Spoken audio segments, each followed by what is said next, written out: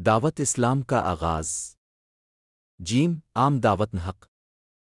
رسول خدا صلی اللہ علیہ وسلم نے اس آیت جس چیز کا آپ کو علم دیا جا رہا ہے اسے کھلم کھلا بیان کرو اور مشرکین کی پرواہ نہ کرو، تمہارا مذاق اڑانے والوں کے لیے ہم کافی ہیں۔ آپ صلی اللہ علیہ وسلم کو اس کام پر مقرر کیا گیا کہ سب کو دین اسلام قبول کرنے کی دعوت دیں، چنانچہ اس مقصد کی خاطر آپ کو صفا پر تشریف لے گئے اور اس جم غفیر کے سامنے جو اس وقت وہاں موجود تھا، آپ صلی اللہ علیہ وسلم نے اس تمہید کے ساتھ تقریر شروع کی کہ اگر میں یہ کہوں کہ اس پہاڑ کے پیچھے تمہاری گھات میں دشمن بیٹھا ہوا ہے اور تمہارے لیے اس کا وجود سخت خطرے کا باعث ہے تو کیا تم میری بات کا یقین کرو گے؟ سب نے یک زبان ہو کر کہا کہ ہاں، ہم آپ صلی اللہ علیہ وسلم کی بات کا یقین کریں گے، کیونکہ ہم نے آپ صلی اللہ علیہ وسلم کی زبان سے اب تک کوئی جھوٹی بات نہیں سنی ہے۔ اس کے بعد آپ صلی اللہ علیہ وسلم نے فرمایا، اب جب کہ تم نے میری راست گوئی کی تصدیق کر دی ہے تو میں تمہیں بہت ہی سخت عذاب سے آگاہ و خبردار کر رہا ہوں۔ رسول خدا صلی اللہ علیہ وسلم کی یہ بات سن کر ابو لہب بول اٹھا اور کہنے لگا، وائے تیرے حال پر، کیا تو نے یہی بات کہنے کے لیے ہمیں یہاں جمع کیا تھا؟ خداوند تعالیٰ نے اس گستاخ کی تنبیہ اور اس کے چہرے سے کینہ توزی کی نقاب کو دور کرنے کے لیے سورہ ابو لہب نازل فرمائی۔ ابو لہب کے ہاتھ ٹوٹ جائیں، نہ اس کا مال اس کے کام آیا اور نہ کمایا ہوا، عنقریب اسے آگ میں ڈالا جائے گا، اور اس کی بیوی لکڑی ڈھونے والی کو جس کے گلے میں بندھی ہوئی رسی ہے۔ جب نبی صلی اللہ علیہ وسلم نے اچھی طرح اطمینان کر لیا کہ اللہ کے دین کی تبلیغ کے دوران ابو طالب ان کی حمایت کریں گے، تو ایک روز آپ صلی اللہ علیہ وسلم کو صفا پر تشریف لے گئے اور سب سے اونچے پتھر پر چڑھ کر یہ آواز لگائی۔ اہل عرب کا دستور تھا کہ دشمن کے حملے کسی سنگین خطرے سے آگاہ کرنے کے لیے کسی بلند مقام پر چڑھ کر انہی الفاظ سے پکارتے تھے۔ اس کے بعد آپ صلی اللہ علیہ وسلم نے قریش کی ایک ایک شاخ اور ایک ایک خاندان کو آواز لگائی، اے بنی فہر، اے بنی عدی، اے بنی فلاں اور اے بنی فلاں، اے بنی عبد مناف، اے بنی عبد المطلب۔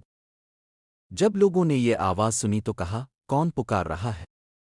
جواب ملا، محمد ہیں۔ اس پر لوگ تیزی سے آئے، اگر کوئی خود نہ آ سکا تو اپنا آدمی بھیج دیا کہ دیکھے کیا بات ہے۔ یوں قریش کے لوگ آ گئے اور ان میں ابو لہب بھی تھا۔ جب سب جمع ہو گئے تو آپ صلی اللہ علیہ وسلم نے فرمایا، یہ بتاؤ، اگر میں خبر دوں کہ ادھر اس پہاڑ کے دامن میں وادی کے اندر شہ سواروں کی ایک جماعت ہے جو تم پر چھاپا مارنا چاہتی ہے، تو کیا تم لوگ مجھے سچا مانو گے؟ لوگوں نے کہا، ہاں ہاں، ہم نے آپ پر کبھی جھوٹ کا تجربہ نہیں کیا، ہم نے آپ پر سچ ہی کا تجربہ کیا ہے۔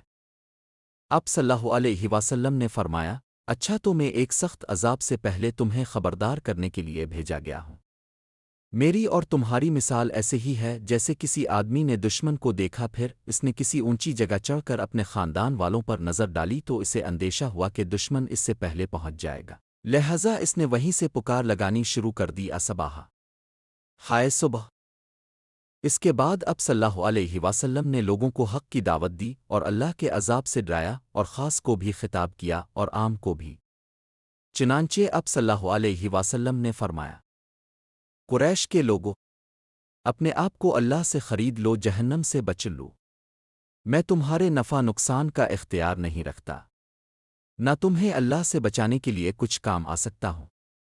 بنو کعب بن لاؤ، بنو مرہ بن کعب، بنو قس، بنو عبد مناف، بنو عبد شمس، بنو ہاشم، بنو عبد المطلب، اپنے آپ کو جہنم سے بچ لو، کیونکہ میں تمہارے نفع ونقصان مالک نہیں، اور نہ تمہیں اللہ سے بچانے کے لیے کچھ کام آ سکتا ہوں۔ میرے مال میں سے جو چاہو مانگ لو، مگر میں تمہیں اللہ سے بچانے کا کچھ اختیار نہیں رکھتا۔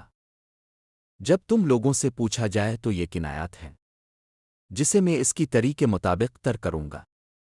جب یہ انذر ختم ہوا تو لوگ بکھیر گئے، ان کے کسی قوی رد عمل کا کوئی ذکر نہیں ملتا، البتہ ابو لہب نے بدتمیزی کی کہنے لگا، تو سارے دن غارت ہو، تو نے ہمیں اسی لیے جمع کیا تھا۔ اس پر سورہ لہب نازل ہوئی کہ ابو لہب کے دونوں ہاتھ غارت ہوں اور وہ خود غارت ہو۔ رسول اللہ صلی اللہ علیہ وسلم نے اپنے قریب ترین لوگوں پر واضح کر دیا تھا کہ اب اس رسالت کی تصدیق ہی پر تعلقات موقوف ہیں۔